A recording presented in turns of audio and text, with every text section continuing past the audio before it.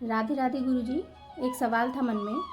कहा जाता है कि शादी के बाद एक स्त्री वामांग कही जाती है। वह किसी भी स्थान में बैठती है अपने पति के साथ, तो उसे वामांग ही बैठना चाहिए या कोई विशेष स्थान होता है जहाँ पे वे वामांग बैठती है? राधे राधे, बहुत अच्छा प्रश्न किया आपने। इस समाज के लिए ही आपने मानो प्रश्न कर दिया है। अक्सर समाज में देखा जाता है कि कहीं भी बैठते हैं तो कहते हैं पत्नी को बाईं तरफ होना चाहिए। जयमाला के लिए तो जैसे मैंने पहले वीडियो आपको बना करके दिया, उसमें मैंने बताया है कि जब तक विवाह नहीं होता तब तक वो वामांगी नहीं होती। पर समाज में एक प्रचलन है, वो सीधा सीधा कह देते हैं कि वामांगी हो करके, पर ऐसा नहीं है। शास्त्र जो आज्ञा कहता है, शास्त्र की आज्ञा के अनुसार लिखा है, सर्वेषु धर्म कार्येषु पत्नी दक्षिणतः शुभा। सर्वेषु धर्म कार्येषु पत्नी दक्षिणतः शुभा। जितने धर्म के कार्य हैं, पूजा पाठ यज्ञ हवन, इन सब में पत्नी दाईं तरफ होती है, दाईं तरफ रहती है। अब इस दाईं तरफ रहने में भी कहा है कि कुछ स्थान ऐसे हैं जिनमें वो बाईं तरफ रहती है, कुछ स्थान हैं।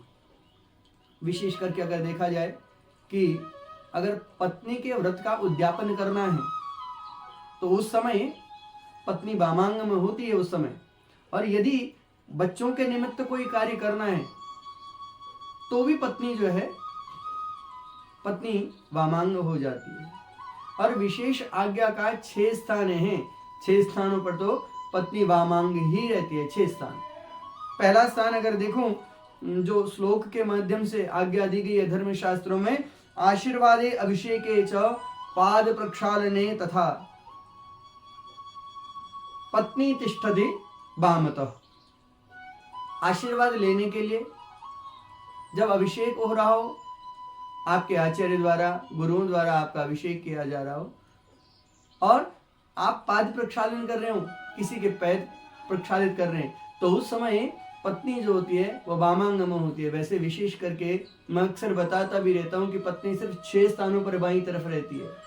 पहला, भोजने, भोजन के समय पर पत्नी बाईं तरफ रहेगी। शयने, शयन के समय पत्नी वामांग में रहेगी। तीसरा, यात्रा काले, कि कहीं यात्रा पर जा रहे हैं तो पत्नी वामांग में रहती है। चौथा, आप किसी को आशीर्वाद दे रहे हो या किसी से आशीर्वाद ले रहे हो तो उस समय पत्नी वामांग में रहेगी। पांचवा, युद्ध काले, कि कहीं कोई ऐसी स्थिति आ गई कि युद्ध की स्थिति है। अब इसको ऐसा मत मानना कि हम आपस में युद्ध करेंगे तो पहले तो बाईं, हाँ, तब जाकर के हम लड़ेंगे। नहीं, ये आपके लिए नहीं है।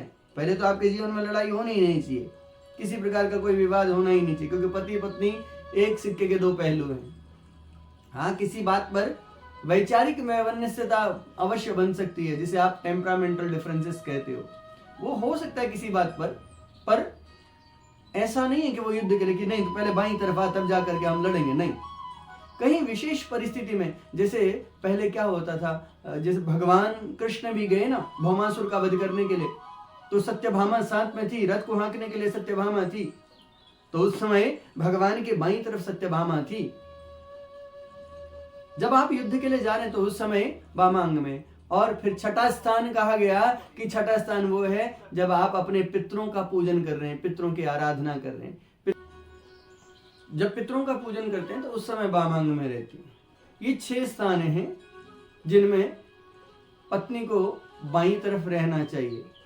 और बाकी जितने, सर्वेषु धर्म कार्येषु पत्नी दक्षिणतः शुभा, जितने धर्म के कार्य हैं उनमें सब में पत्नी दाईं तरफ ही है। इसलिए पत्नी को धर्म पत्नी भी कहा जाता है।